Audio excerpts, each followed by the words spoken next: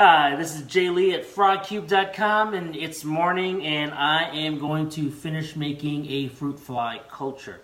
Now, we had made the mix yesterday, so here's the mix here, which is 6 parts potato flakes, 2 parts brewer's yeast, and 1 part powdered sugar, along with a dash of cinnamon just to help with the smell. And now we're going to actually make the culture itself. Now, for cultures, I always use Fabri-Kal deli cups. Easy to get, easy to find on Amazon, buy a whole bunch of them. The bigger thing you need to get, though, is the insect lids. Now, there's a lot of different kind. I prefer the actual Fabri-Kal lids because they go on the deli cups. Super easy. You don't have to deal with a lot of mess, or some people say you got to push it in a certain way depending on the kind of lid that they get, but these lids are easy to do. They are also washable in the dishwasher while still providing some great venting for your insects. So this is what I like to use. Up to you what you want to use. Now, I don't like exact numbers, but I do like to know why I'm doing things.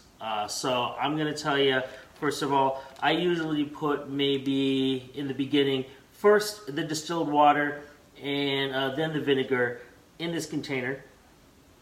And again, I have been using other people's mixes for a while now to make fruit fly cultures. So this is the first time I've done it on my own in quite a long time. So the first thing I'll do is I use distilled water. And we'll measure it out a little bit. We'll do 1 part distilled water here and see if it's enough. So I'm going to put this in. And the reason I say distilled water is I do not like chlorine and chloramine in my water.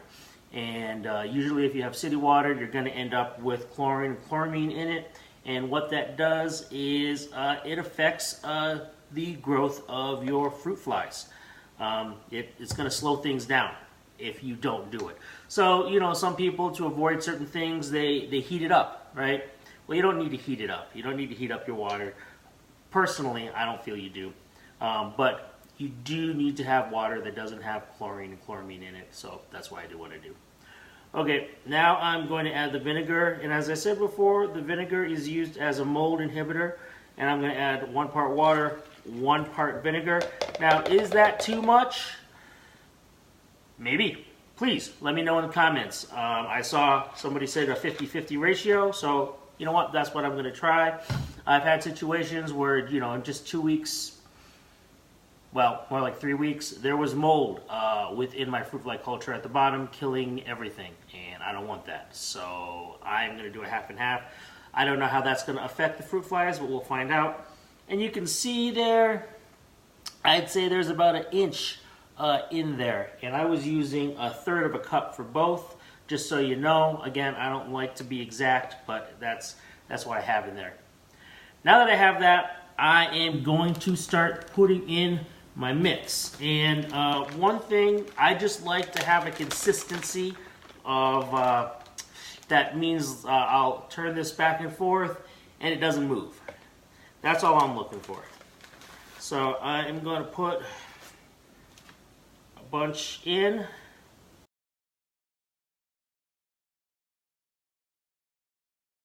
But that will harden up on its own right there. As you can see, it's not really moving when I go sideways. So I'm going to do that. The last thing I'm going to do, oh, and again, I think I just forgot saying it. Yeah, vinegar, mold inhibitor. Yeah. No, I said that, right?